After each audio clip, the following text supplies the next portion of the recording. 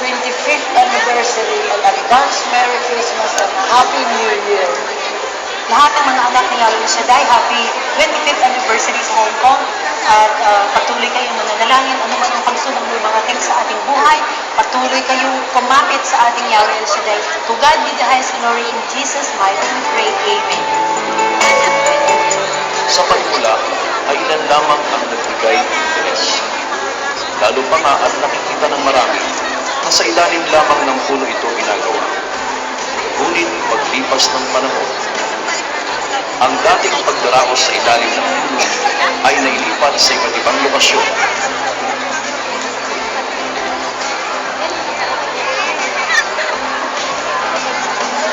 Ang paglaki ng ating gawain dito sa Hong Kong ay tunay nga na maraming buhay na ang nabago. Unang pangalan ko talaga Pinky, pero ginawang Pinggoy. Tapos, dahil mahilig niya ako uminom ng gin, naging Jinggoy. Ganyan ho talaga ang kasalanan ginagawa ko nung araw. So, isi-share ko sa inyo kung paano nawala yan. Yung pag-inom ko ng alak talaga, madali lang nga naiwasan. Pero ang sigarilyo talaga, mahirap ko talagang iwasan yan dahil ang paninigarilyo ko talaga, ang hirap alisin yan dahil kapag kumain kayo ng mangga, di ba masakit dito sa panga, kapag unang kagat, yan, ang sakit. Eh sabi ko, Lord, ito rin ang gagawa ng paraan para mawala yung paninigarilyo ko. So, pagdating ko ngayon sa bahay, diretso agad ako sa kwarto. Nagsindi agad ako ng sigarilyo. Kung bakit naman ang lasa ng sigarilyo iba? Pinatay ko, sabi ng mahal ko.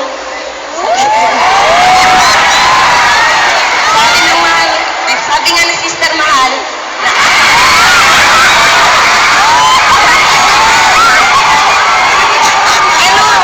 nagmamahalan kami, pero wala nang kalokohan. Nagmamahalan na kami ngayon kay Lord. Hindi na kami gumagawa ng masama dahil talaga na-realize namin kung paano talaga yung naka-Lord ka, iba yung talaga naka-Diablo ka. Dahil dito kay Lord, talaga ang feelings mo iba eh. Talagang safe na safe ka.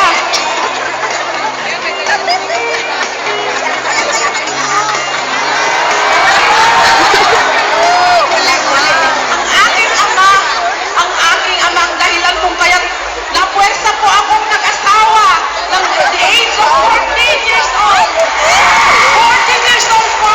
15 years old pa anak na po ako. Kung umiyak po aking anak ay iiyak na rin po ako. Akala ko po noon, yun po ang dahilan. Ang aking sitwasyon, ang aking problema at pag-aasawa ay hindi pala gawang biro mga kapatid ko kay Kristo. Mga kapatid, doon, nagsama kami ng aking asawa na walang kamahal-mahal sa akin. Wala rin po akong pagmamahal sa aking asawa.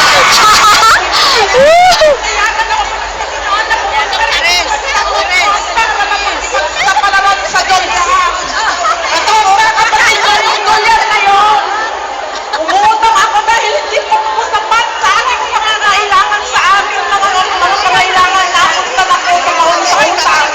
Kaya ako po, ay nakakamahan ng utangera. Oo, inamin ko.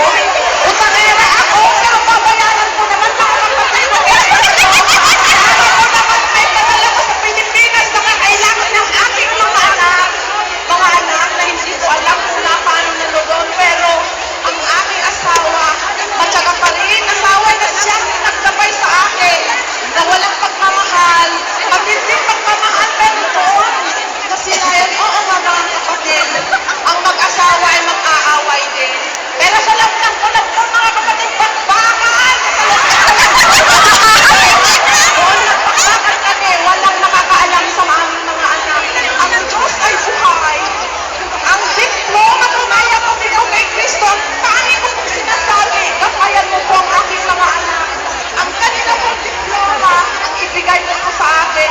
Iyon, mga dinanas ko ng paghihirap